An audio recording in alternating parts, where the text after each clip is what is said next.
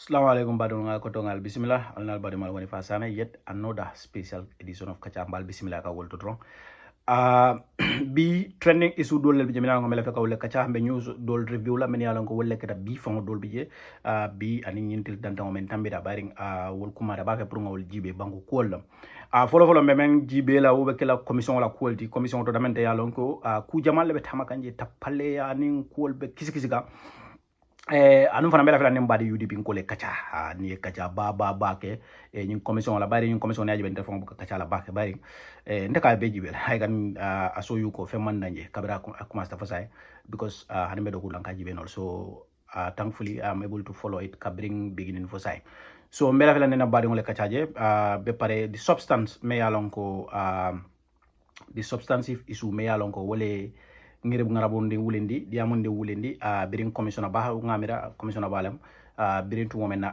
itandi nun jaja cham la ko ya nyin ka karo mena na ma jabi do abita mail tule mbo video nan la nan jana anum fanan analysis to be jam yalon ko prukal ka itanda la ko men ko jaja mo molti me yalon ko amang mo la support deserve publicly sako mo yalon ko ito mo UDP ngolti sako young Gambians antela diamu jama bije atonya lam nga diamu mo bele baren kanyin video lan keke YouTube nga expect ko family ka sile ka jibe bot nga lon ko ntela diamu jama nga diamu nga lafi ka diamu nyom funding kelle whether they agree with me or not dol bije nen bal fon sitina but I want them to understand ko alin kana song corruption la alinga corruption kele nza kele no nyame any avenue me yalon ko yewole dinto la ka corruption kele Gambia mu bankule me yalon ko corruption adin kata je nyame ala da mala le Allahu alam adun ko be nyini ndiro men na den mafo as a party as a whole banko mu mebe pour ala en su kayro la ala en so man sala me yalanga be tilinna wote keno la naran ko mol fon la fondamentalo be lore men ka wala nyindi ko na karoti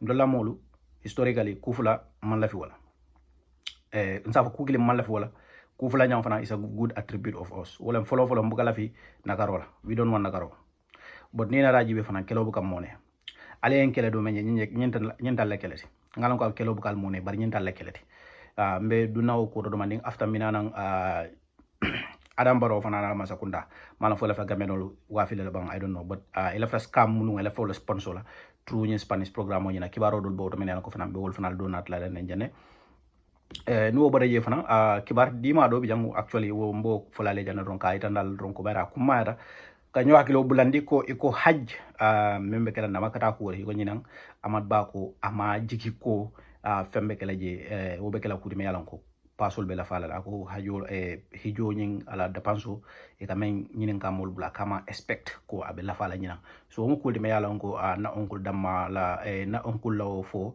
wo kera kudi me yalan ko abe dara bake bar kula fana me yalon ko mo jamale ka ko noma bake ay banko mol sula ay banko dingol sula barin mo jamale kata maka hijola anu jama je ay dingol wolle ba dingol me tuba du jawolle ke sponsor so commencer la damen ron wala mu commission odati so Jaja Cham lebe nun testify kan ni memman Jaja Cham lo watela nun CEO o acting CEO ngamera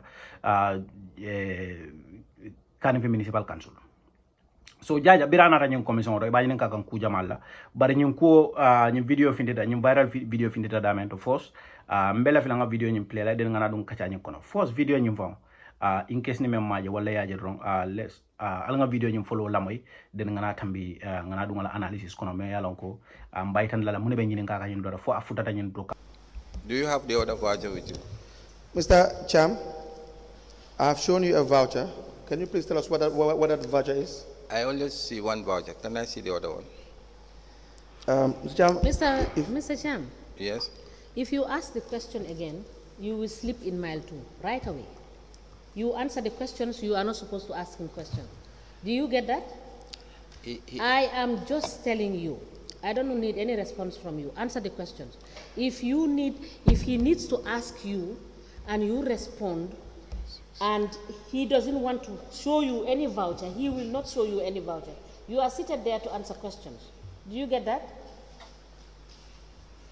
Please proceed. Mr. Cham, can you please, thank you, Honorable Chairperson, can you please put down your phone? Yes, the ones that I have based on this bank statement. Just please put down your phone. I'm adding the total. Can you please put down your phone? Okay. Thank you. Okay. Ale Jaja mo la be voucher ñinin kaka so sa left amen kala wala nga explain mune be caring mune famo be dundi nyoro jaja ni commission lawyer ni commission atema fo meyatina ko futata nyen tembo first of all left ali alonko jaja cham momo ba support lesa support nyin kama ko ya like le wala badina wala kudo bari kana support nyin kama ko mbe gambia le janin ka duwo famo bedo al nga hakiltu nyin commission to fengo fen any avenue membe corruption o kelela al nga welcome al kana singala nyo kan ko be na karo fasala ate possible non and jaja cham ni ko ni CEO ning finance manager malo how many times we need to repeat this president on ala mola ministry le kanyul appoint en blaro so jaja cham même fon ke kan ni ajibe in the real sense of it aben na political na politically elected na legitimately elected officials abole undermine kan in the process alila moy janade ay mo fon la hajoti nyaaje because he is selfish because a corruptale a kuriyadale go and listen to all the testimonies jaja cham abenyin fen ko men nyinin kala kanten aka voucher me aka fo yoge kilina dina fulanya wala yalla ful aflanya nyuma bol because albe yalla nako at least mo jama yalla nako kanafi municipal council ngamara say fanal be la luwal falinal demande ye threshold men so no ngolem 500,000 so CEO si approval o kenola nala mulu pour ka fensang wala ka service require you know wala ka purchasing ke me yalla ko atara up to 500,000 ceiling nyumbol but anything mentata tambita 500 la drone wonyanta la council le pour council meyona la mole si yajibe so bar we duma la 500,000 e duma la fembe je ata jaja cham anala atala discretion le woti kata kawo ko nyin ka tamandi bar loi e fenelaje loi ko amanya na wo fana hanata non ko amany futa to the level a sama commissioner aning contracts committee nyanta duna je contracts committee duma le beje na council bi jel kodi and other officials many along le beje ay ataka ñul fomul bypass le so bayra am futa 500,000 ay council da ay meona la mul fomul wol data ñum faylo ko rek baratel ba deal la at his own level as CEO ali afamle so ay meneke mune famo be jamme yalon ko anim ñul be ñoo sabaka men ko do membe discuss kan is over 1 million $6,600 something like that 1,600,000 fellaraka so 1 million ake munete and I loophole ni ko loophole wala ñindi ko masa kunda ka tama ñame men yalon ko system lo ne mol bula masa kunda do ko ni dara fo system lo e ka silo le creative faye e ka lual ben ñamen e ka fansung a kopoti newol sot ay wolek because atata ñande ka maintenance ke bulldozer fula ñande ko akate ka dawle maintenance as geno bulldozer ke le bar safero day fula ay D8 ni D9 bele ke so ni akodo be ka fu ñoma abe ñanta million silale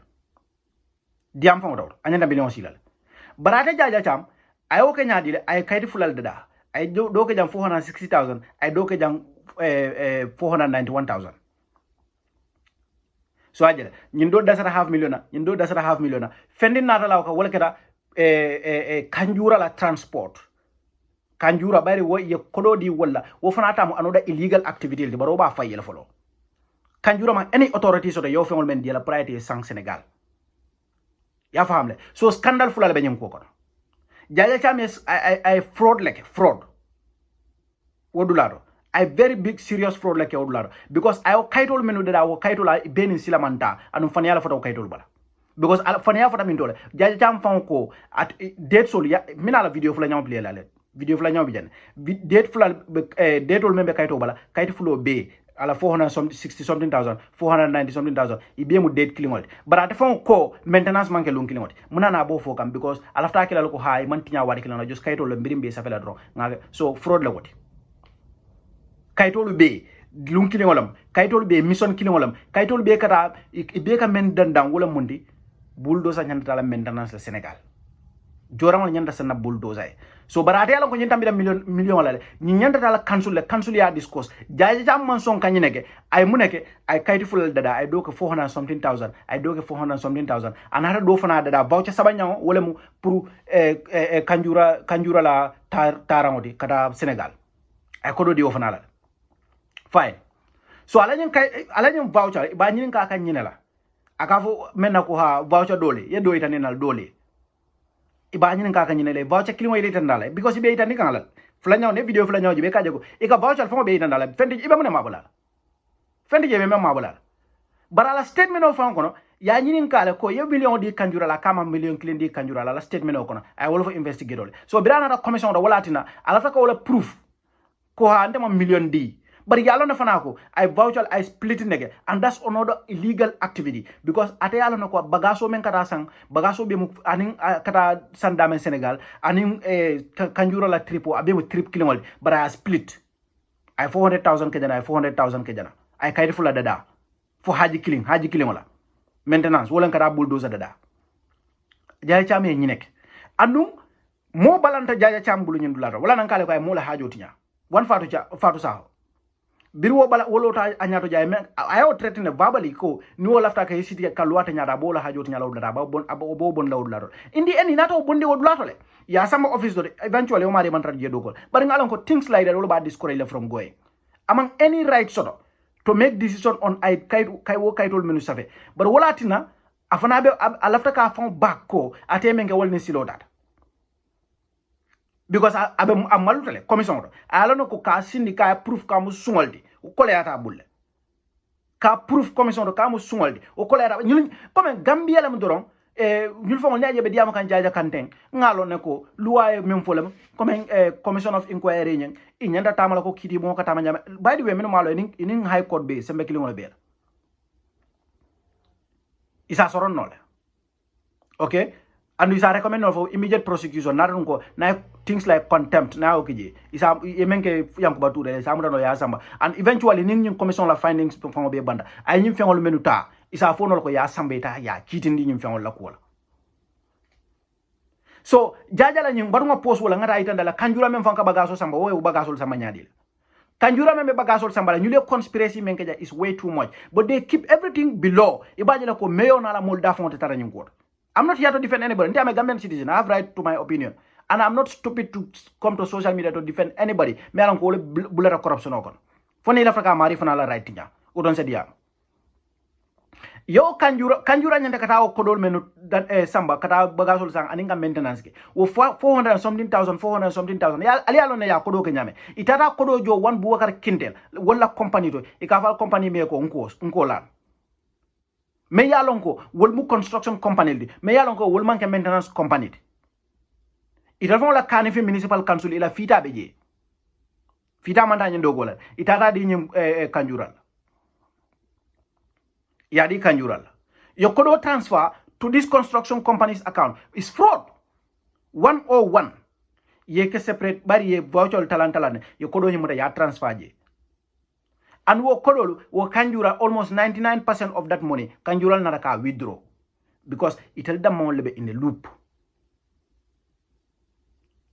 atani Jaja Cham kilimo nin contract ko nata aka contract document o samanan ka fo komen ko ni mo nyanta dala kan fi municipal council nyanta ka contract ko di mola aka kayto samanan aka diala ala mola min yalon ko wollel be procurement aka contract document o nyina ani voucher mu mebe andun wo contract ko nyanta tale ye tenda bida solena jula jaman lena anda ta Jaja Cham kilimo hanisay wo kaytol me yalon ko ay wolelta ay nyul ay tapale ya o nyama akeke nyame aka kela komen ko company fula dobi jël men fana lelan ko wole interest sodole ñun contract ko but still now akata ka chika ka di womani fenketal di ka fanya di lankaramo soirée Lankaramo, I feel for the old man. Maybe at a budget like a commission, but I don't think the commission has a lot of interest in Lankaramo at the phone as a part. And he made it clear he cannot read and write. But Lam found out on Nola Tapalea men kate coma, go contractual deal. Nyulkana Lana contractual men, Lankaramo Suaregas contractual deal, amounting to 13 million Gambian dollars. What are we talking about here? Jaja Cham defend on telling a Momo Jala. I'm going to say it. I defend you Kumokam, Bariman Raki and Gambia. Your contract comment di Lankaramo Suare Damala, it had up to 13 million Gambian dollars. Company dol bije, ika kaito tapale ni Jaja Cham nalamul, ika kaito tapale akake komengo, company car ni company kal fanale interest itandile, but eventually ka di wala. Adu mo bije melan ko wala price lower than Lankaramo Suare. Ika Lankaramo Suare jomune, ika contract jumale dia, ika contract ko dia pour que da gota sol clean, illegal dumping site sol, hani peinture jorawol, yabula pour que da wol besa.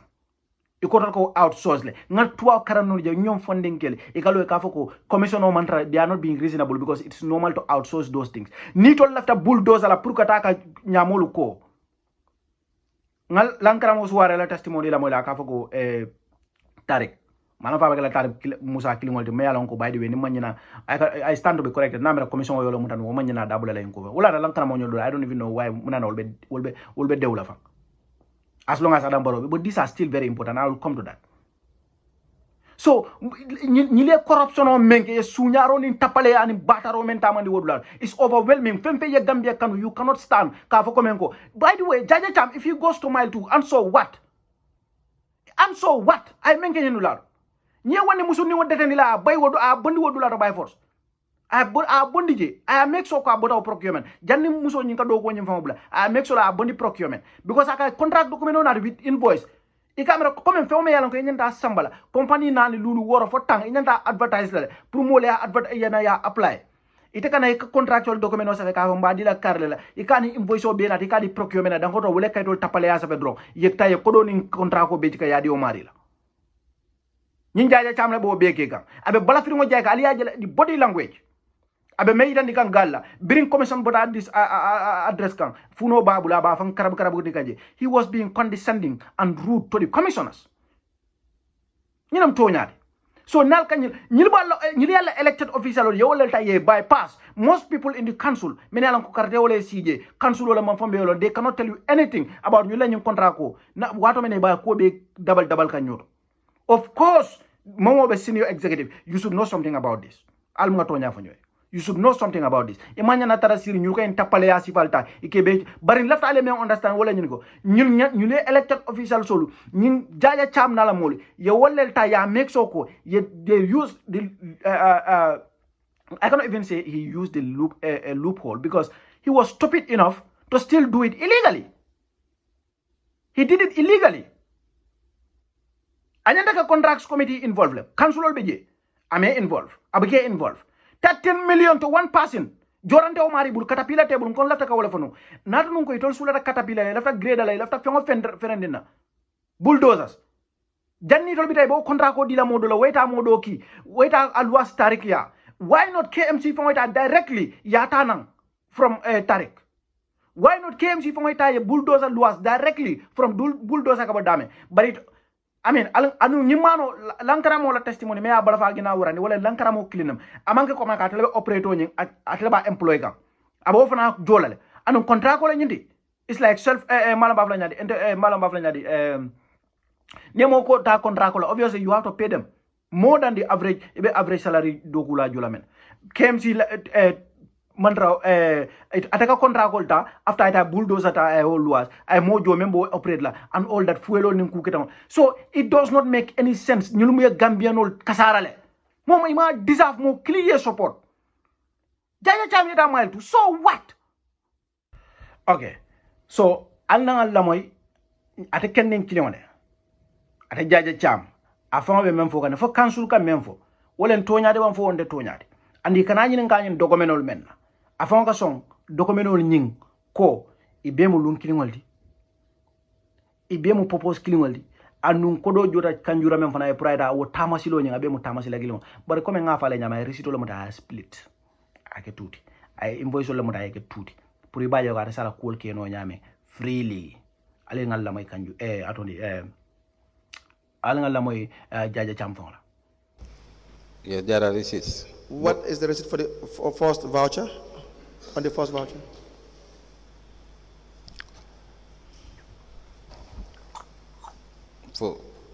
The first voucher, the receipt is this is 491. No, the date on the receipt. The date on the receipt. Yes. Okay, 18th of July 2019. Second. It's the same date. So the supplier is the same. Yes, correct. The date of the voucher are the same. The dates on the voucher are the same. The issue is for the repair of D8 and D9. Yes. The transportation is the same. Yes, I guess. Yes. So what makes it different? Let me have it. Do you now see why it is the same transaction? Yeah, the request date for maintenance. Do you now see why it is the same transaction? The request for maintenance of each of them is dates is different. That's what I'm looking for. Yes, the date for the request for their maintenance. But the processing at the finance department and the procurement happens the same date. But the request for maintenance happened at a different. And you paid to Nkola the same day? Yes, that's true. Is that not the case? That's true. Now, do you still maintain that they are different, or is it the same transaction? They are different. They are different. Why did Nkola win the first and the second? Why? Why was he awarded the first contract and the second contract as well? Let me have those vouchers. Yeah, that one I do not know because that's the procurement to answer. So what? You know what that guy did? Jaja Cham masibo menge. Wodula rale olone. Mulka sika fola ko ha nim commission which hunt juma ngal nyinga which hunt juma ngamenje birka majang fal mo moy ba Adam Barola appointed officials all be tinyaro ni masibo ni kasaro lo menke ka sirfo songo yes atol bari nata mu chamano ratilo baral nga tonya fo nyoy sirfo tole wadra because alen chamano but kuja ma fama kere sirfo buka bakala mayndula because ni CEO keeps everything ka make sure ko ko be to atela level and what time on those things were those legal loopholes, so-called legal loopholes were there. Walatina, the finance director and the CEO to Warta Commission then even Sirifo. The same thing like KMC. Jaja Cham ya make sure ko everything can controversy flow membe falete. Ibe to the Jaja Cham le kota and make sure ko cancel the level you call kana futaje. A cumulative amount of 13 million. Ite o contract ko chika ya di mo kilena. Over few years, couple of years maybe. Ala contract ko dol ngeji be katal up to 400,000. Munana baka 1.5, 1.6 contract ko di. Because ala ngata wol kinol. Bara nyum contract ni wol abamanta wol I make sure ka KMC kol muta ye kasara as much as he can. Ale ngato nya fo nyoy to nya fo mandia. Bar to nya fo teri o man teri ya kuya. Funding ke la hakil to especially to member system o kono. Ibal use kan. Some of these koto they don't care about you. Let me just tell you that. They care about their political careers and themselves. You know why I'm saying this? I've been following this commission. I was saddened, I was stunned, I was shocked to learn that many of Nanyum funding Kelmen and commission. Italka Futa in the confront call la many alongo. Italiano, of course, will call Ketale. Well, they know they have some sort of knowledge about the events. But call Fintra audit report or Buka Kalamuda. But Koto Kelmen Mesando. Mamoto for kuma munisiro ni abla akabala wale Italiano nem auditor le munefo because they are senior management response kataral jere for some of these audit reports Italiano ne jati I bulo bulata munekon Italiano ne jati ni institution do auditor ya bulo chodi jumal munane mo funding kelta yes sobindi ya fo ko ito bulata nyin kono jande ya fo ko nyine be kerinja allié de be fi allié kubur including one of nyile kubur lo même fonke is too much. So that's why you see some of these boys when they come to the commission, they couldn't make up a defense. Yeah, terribly. And I am going to say something here. Deliberately. There was one issue being discussed at the commission. Wala nyindi kon na council KMC council for 24 days for 26 days. Iko itata malse ya ngolla. Kataya Marcel Jibe ke la revenue source long aninke familiarize ning Marcel member KMC kono. Ye fan jo kodi jamala ko kono no amo be siaga but at least na malong for 10,000 number 200 something thousand I don't know so anim fana iko nin salo sita ngamere nyim fana kal sinya fule e nyoso kodola e kodota ya talay da mangol tema so but the most important thing ngola nyindi tilmuwan nin nani o tilmuwan ni woro nyulu lungolung iko itol tatala nung katala marché woli yayi again na funding ke they let themselves down here because nita mu funding ke tete ne wandi fam fulane maybe wala tel sera wandi fat wala wandi fala sia det iti amira ko one mistake wo beta count no la nyadi for the rest of your life me ya long ko e quand for in fact I think the lead council gave one of these guys a hint, a rookie mistake. It could have been a rookie mistake, but we also know that this funding kelu they stood up against corruption, against certain things they perceive to be irregularities or corruption from the get-go. But korokel na yendeke and yendeke Gambia ko lal nga hakiltu anum funding kelu billahi wala nti have not nde ninga mo konga we ati nambe findila kadiamo I alama alayhim ntanka wala. I'm telling you this, some of these kotos, they are very greedy, they are selfish, and they will throw you ibal kala nyame ibal kala dunia fonti nyala nyama to ta understand nol ni yakumo dol fala ali bang ndeda nini mo be kala na kebadi kuriyanta kala especially in the domain of politics because lungolung e malon koku so male bala luolung fo wati bala na fo wato sida ite me necessary supporting documents or any kind of evidence at the amokasial so yo ko do mentale da mangol tema momu wan etu na councilol KMC mume be so obviously event onying dol natale ya fo ko manke iko e mengalam ra wala yo ko do nyi ya dilal dro yo ko do dilal dalilo men kame malon but on paper ye menki je if on lenyin save this was a mistake ya safele tuba karani institutional al ya safele ko tilim wonnim feng ndel tatale nganyinge but any evidence man so do wala anun council commission ya lon nako nyin ko nyin amanke jiberal men kal jibe ya lon ko amanke ninte la munte mam fansiyade because askeno nimbeje ndaybula mistake ko Allahu alam mo mam perfect bari ni na da commission da kana song mo jama ba from the same political party ya understand because ne jam ba from the same political party ndala mo lel ka ne blind support jama bi ndala mo lem unfortunately kaje ko nyin commission is just a witch hunt but al fa la trail dal ya document. So when will accountability come? Because you commission tanante, one day you want those files to be looked into. But even a month from your testimonies, from what the evidence that is gathered so far and tendered to the public, a month aleko do nyinga ya tala nyote maldro. Nada nko ntela mistake ko danda event kilingol. Wotende stain la.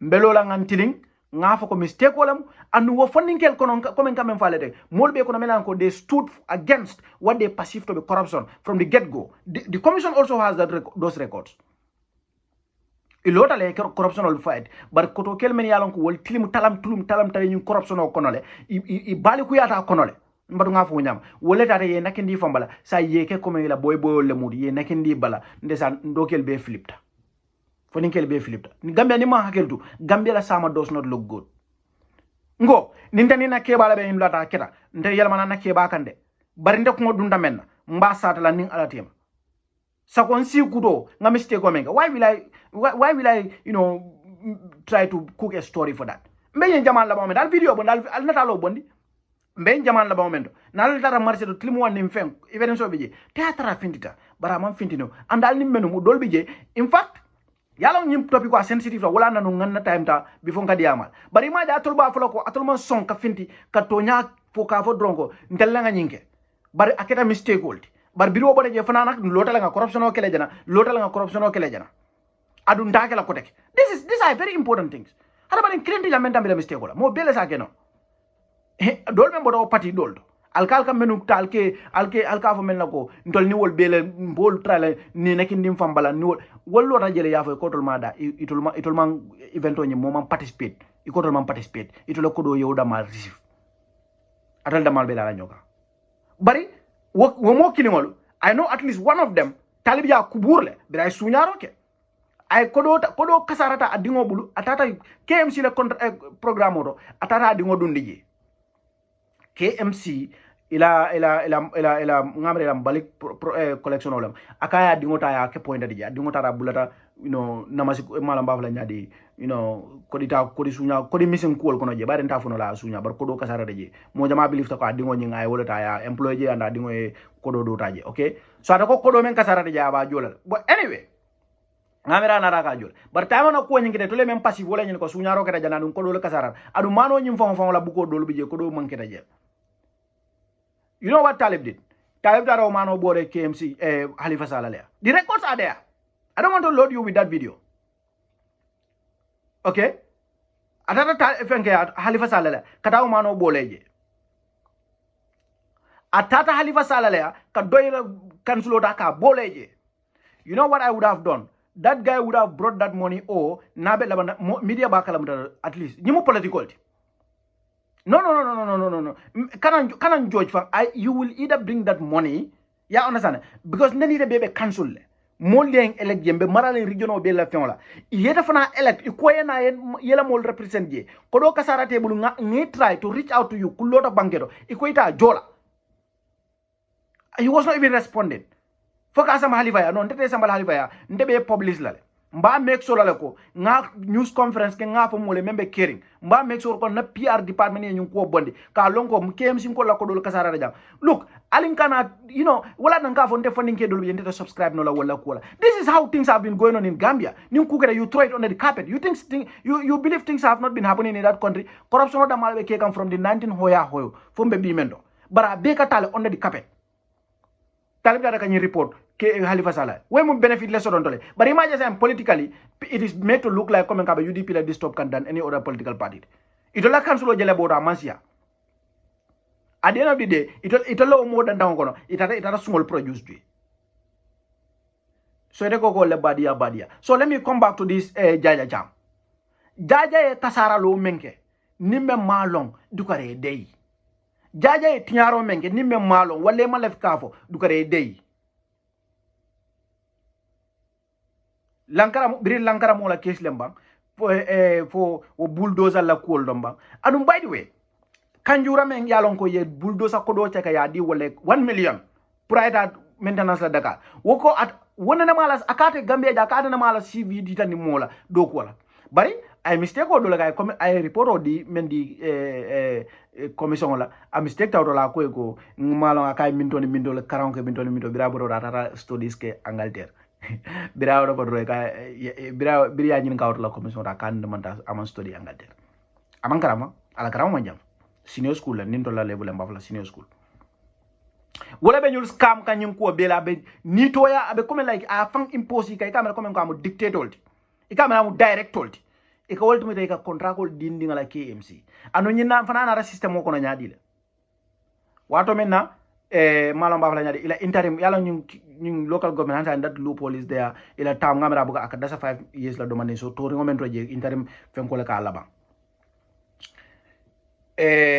wo wato ko no interim time olam yenyin kanjura nyol nan nanje malo yabo na mendo ako he was even one time a presidential advisor ako andu wato mena fanga be presidential advisor yala ako hanala CV anana manati get dollar so wolle be nyum KMC sunyaro kanjura ba tema in fact he has an outstanding amount of 180 for 280 I believe 180,000 plus me yalon ko is still not accounted for wona nyum bulldozer problem ol man clear maintenance yo 1 million plus de la private bulldozer maintenance anaka kodo nyum mutakajo illegally into an account me yalon it has no affiliation whatsoever to maintenance or mechanical parts mengera bokar kintala company kanjura be nyum problem ol be kono kanjura bota min dole barona la mol ministry la ma appoint ndol ko ngo defend wo ben dol na fala menela I know that the mayor may have 1 or 2 questions to answer but the bulk of massible science and thing we have a ngalo commission member but we have a very good picture of what is going on at that commission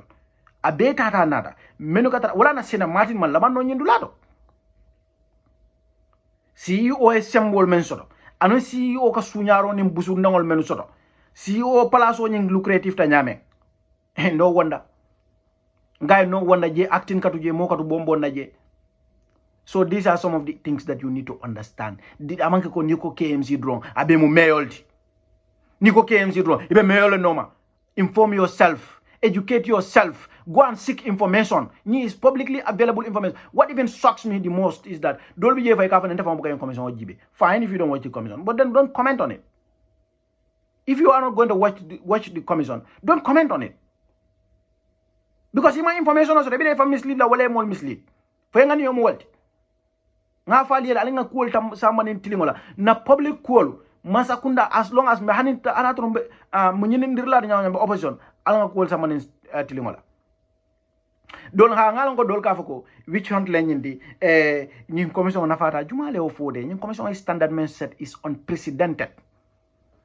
Every concerned citizen menga in commission jibe yal nako wala na fam. Let me just even ask you this. Is it necessary to even say that we need system change in Gambia when we have all these meticulous laws? Gambia, lua men bebe laring Gambia. Me ya itan de $100 so nyanta spend la nyame. Yalo nyanta mintola nyanta falina. Santo. President la karola. Lua men tilinda president la. Wole nyanta falina immediately such as niko protest ni niaje lua ja olaje is because president malafi moka protest ke ikafo purade ji. Wonata barola bang, wonata ya jamele bele malafi wala. Kwadi. Free speech ni a limita because president on lafta ajela ko kube kuro kana fatama men kera baroti bang wona take ya jamedi wala na baro fana ya jamel wal betudi barna bota wala ni jida duma ni institutional nyanda tamala nyame luwal bijel me alon ko han go luwa bijel men tara fo comme hanu council la last dala so adunta damento ministry ni tara je the same for audit reports all man findi about ministries ali amira ko man system also make accountability ning I make sure there is some sort of accountability in what we do in our institutions or how our institutions operate. There is, but you know why we still have this massive corruption? It's the people. Until I will take every avenue, I will take every opportunity to call out corruption, to fight against corruption. Why should we say ko Barole in commission blah blah? If this is one good thing from Baro, so be it. We are not in opposition to be haters. We are not in opposition to be haters. Corruption abota dawoda, Banjul, Birikam, KMC, North Bank, dawoda. And that brings me to the issue of Banjul ngalong 27 people got suspended. UDP normal hakil to kukal yer ante bagyamu la jadi alonte kay mom idalta kanta hekul. Kelem fule ko nyeka karle bayin. Barembal so bindi lañi nañ media me ya report alte ala hakil tour. Media me yo ko report ala hakil tour. Mina nanga ala hakil tour. Audit report ka mol mudal KMC neñu commission jibe ka jela ko ku jamala finti tan nundo e man finti. Mol me kalam ta kibaro. Bari ku jama bije wol mol me long. E man report. Wo media kilo me ñen ko report ka ko Banjul mom woni woro wala suspend because allegedly ko corruption lagi. Wo media kilo la nya kas. E mo ko report. Corruptional men findida including some incompetent officials ko ye bondi KMC kono ni media kilo nya man son ke report audito le mol mutale KMC i man son ka report inata immediately Banjula file of finda ya bondi ndama foko there is anything wrong bari lafta même fola nim political party yon be hakil tu no ledo ya hakil tu nalma hakil tu no do ibal torala ibisi kutinyale si fentinyale media house onyen because yalon journalism menyame you have to be consistent. Wala nanga fo mole ko na politiko kon media house I don't claim no media house nin kilin na kuta kilin ku kilin de nin kilin manke friendly ibe mo na ben nitema patriotic they are comrades in the struggle, that's it. Bari ka kibaro la bonde okay ni bari lafta mo na nanga ali al hakil tuñu look at the level of imbalance. Banjul taketa immediately they brought it out like an investigative journalist would do it. Barala jibe biri wato mena keta jana Banjul KMC sanji jama commando for up to recently almemo yefembo an audit ngalo na ko nyim commission ya iten nako audito le mol muta njele. In fact some of their cases start for court level aliye mo le jafo bang bari ndo findita drone ñu manta fa court level fat ya findini UDP ngaw lel dandala ndela problème on UDP la de ndene UDP malam ngan ne UDP le fa fen chodi le wala drone pour membe iduna damal dun la nyola I will say it ni ngano UDP ngol fon le nankama I will say it ala la kilto media house what report was a nafikia 101 nafikia 101 because member problem odi ni be reporting ke le ka report ke fair and balance bari ndol taka ke aketa KMC ye fanke ko mambo fengalam aketa Banjul drum inara ya report in the middle of the commission femfe keta Banjul afo wato basila jan na kita afa falale ndene mo buka teriya wala ninta mafo mendela bar nda fala modo kanaf bari yenya kasi jana le ko do fala ina nyin do da ya report on be mo political party kilingol mol political party kilingol la be represent normal hakil tu indo mbasata la jan ni media house ngani mem fale normal hakil tu do mbasata la jan ni be kala journalist ka you become impartial party mol ni e muta ifana ye muta ni be la kibaro bondila you have to be neutral and impartial. Bar kibar do kandima nyi do findi da don nyi kira science ada fat ya bonde bar nyi do ta how many years and piles of document hinting corruption, nepotism, scandal, controversy imam fer report je fobirin commission of sida yena si nyi do la file of finda ye chemes meta fo de bar namol ni wol me hakil tudo ise fentinya ise kutinye isi fentinya nye isi kutinnya mo ni mol me hakil tudo I have my preferences. Now, because Gambia de wata be nyolo ne nyono network ngalo ne jumal dam jana jumal dam media household bring men ka safaro kala bring men be on social media we all have our preferences bari al kana clean claim ka affiliate party la nyimbo mol torala le aba mari torala asi kuti nyaay asen dol final tora asi kuti nyaay al journalist ol bule yela do ko ke anu journalist ni be duna industry kono you should be willing to stand for yourself, fight for yourself, stand alone, be strong, don't count on anybody. Journalists, you should be powerful enough. You peno anyanta lala wala anila microphone sufficient to stand for you. Not any other political party or political militants. It's not worth it. Because at the end of the day, free speech fala banko kan. Itani mas ani second la Gambia context be nyame Adam Barrow be masibo me la kan tolkan. So nimman hakil tu nyulta ibe mol torala. Ala hakil tu. Adam femfen kera banjul. Amanko ko it's not a legitimate ko me alonko it should be a matter of concern. But commission bi dala. Everything mengera je na findida ntol manya na flo legit corruption Gambia no manya na wajale yafu hani bari nying because na badin kar lebe wari nying na hani corruption oti amanyang bari Gambia la approach to corruption abu problem on atla adu ndol membe nyini ndiro la wontolle la ko en sila baka bari Adam Barrow wol be jele ñing commission one of the advantages of this commission is abe makoy kanne bari Adam Barrow ñi mol sungol men fa ay wañarten ima e jonga be do gola jambe do gola muna ni UDP government nata bi jangamera manjere ta bricameria kan suko just go and take the files from the commission ya samba ya kitin abanta only based on that tuwa lu ala ndro ngalon ko ñantita la kasoldo straight bari ma si bo menge but you have to go through the procedures.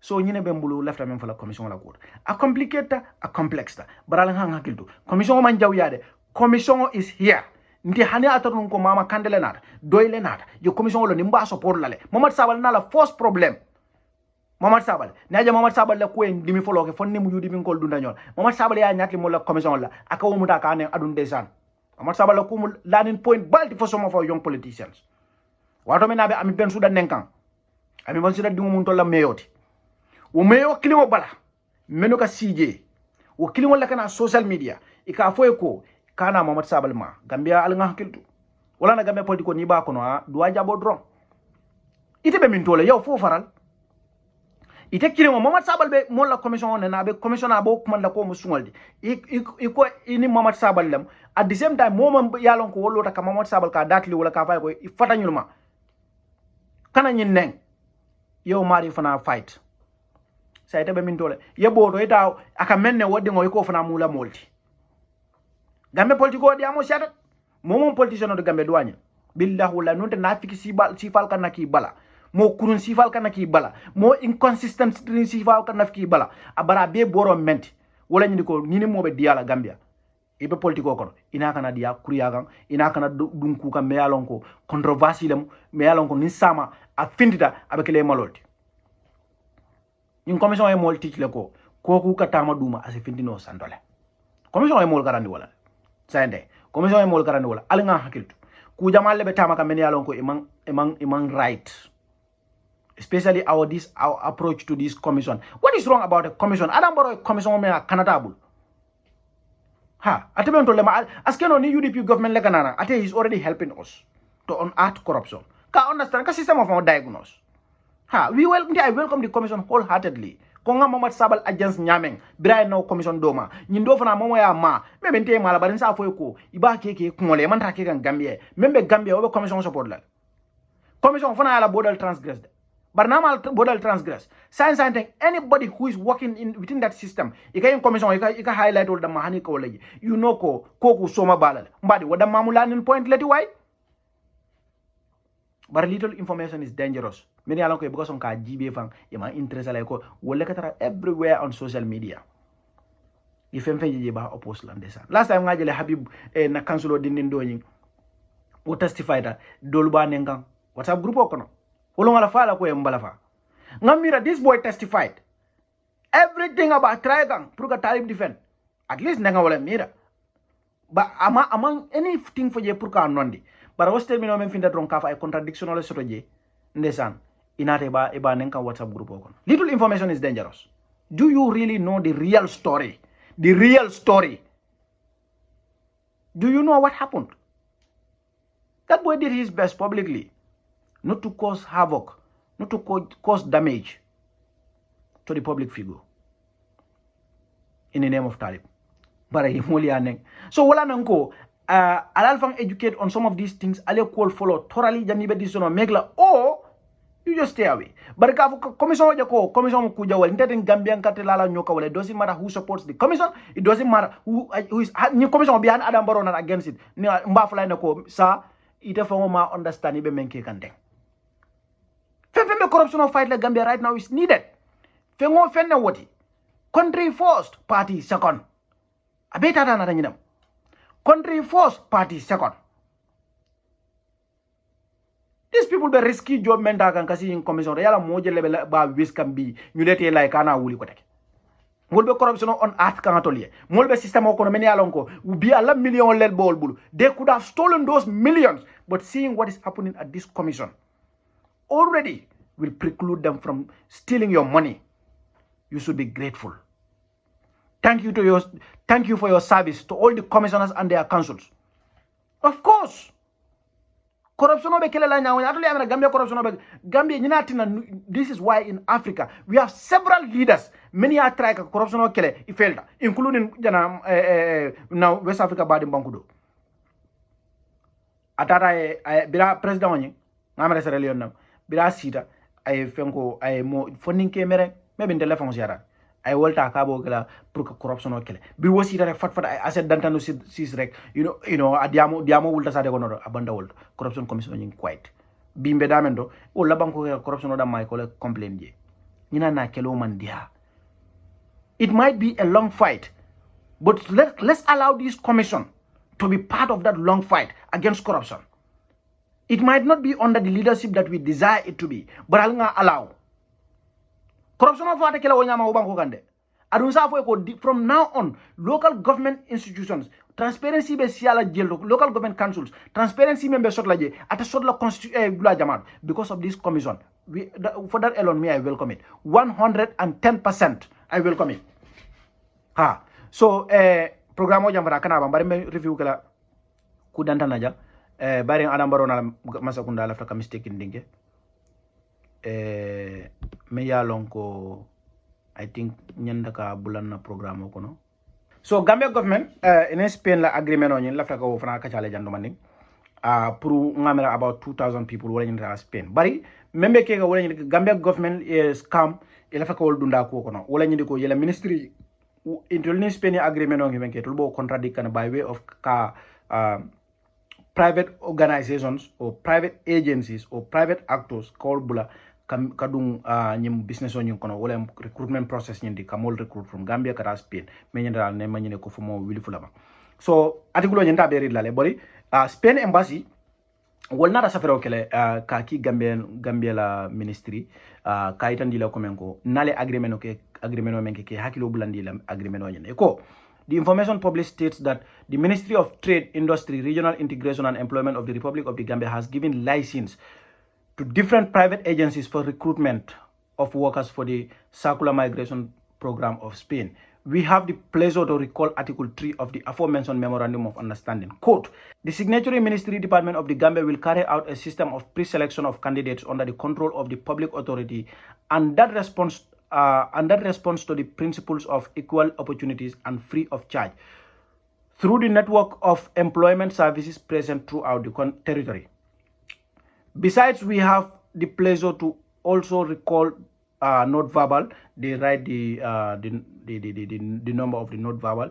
Quote, the Department of Labor under the Ministry of Trade, Industry, Regional Integration and Employment has been identified as the institution responsible for coordinating and facilitating the recruitment process of Gambian workers under the provision of the MOU, and that the Department of Labor is well positioned for this role as it already houses a public employment service unit. So definitely Spain ya kala modalako ibenyum kuoke kana. So the last paragraph, which is even a little bit more disturbing, we have the pleasure to bring to your attention that we have been informed that some private agencies, example, help them in the Gambia, are allegedly charging up to 50,000 for the recruitment for the Spanish program. So Spain embassy ya kalam toloko Gambia nol benyi masi bosifa ila ministry nying even though ital ministry from finda no yes statement no boneka ba andul mammo bule nying, you know, still now agencies are doing it. People are charging up to 50,000 ika yin ko dota ikadi jumala. Ikadi jumala. And Spanish only I didn't they don't want this. So Nini program or cancel that. You should be angry at the Gambian government. For God's sake.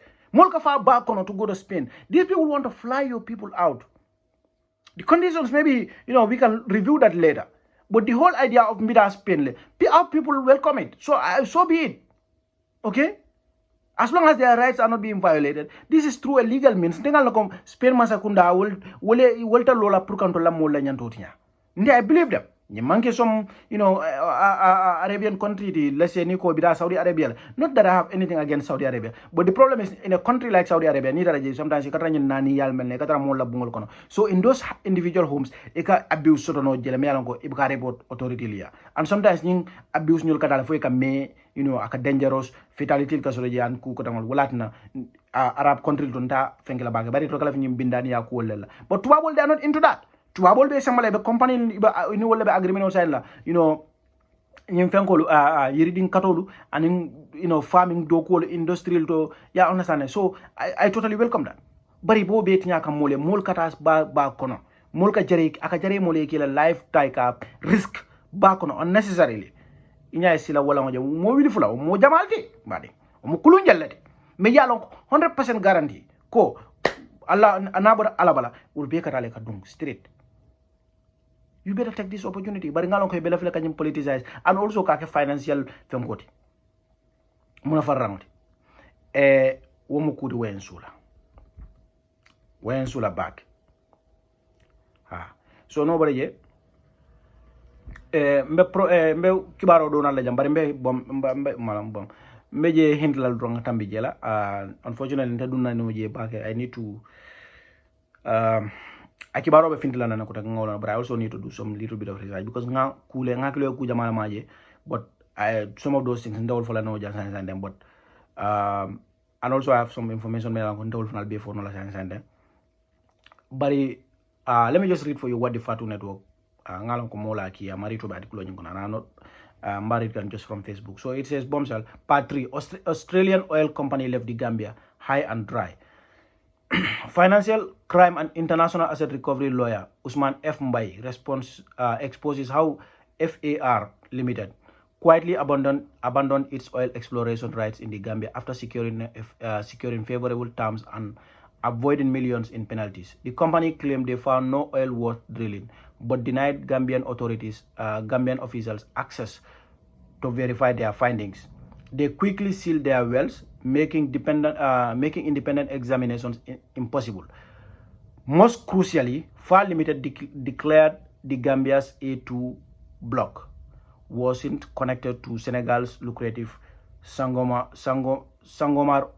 oil field, a claim that could deny the Gambia its rightful share of the resources. Despite these red flags, the Gambian officials allowed FAR Limited to leave without paying 22 million in penalties. This appeared after FAR Limited had already received 126 million US dollars, from selling its stake in Senegal's oil field. This is part 3 of Mbai's explosive investigation into the Gambia's oil sector, governance and oversight failures. See full article in the comments. So those that are interested in this full article can just go to the Fatu Network. One Mr. Mbaile Asafe, who is a financial crime and international asset recovery lawyer. I think he's based in the US also. More indicated, but that's what I want to believe. At least maybe he's based in the Malmabanyani. I don't know if he's based in the US or UK or Gambia. But I think ala profile ya itandila his ala article could be worth reading, and then nying oil code are more interested. I think you should read this article. It is very well detailed. So barobe made in the wala nyil kon nat kluko fanato balafabi alama be sonaya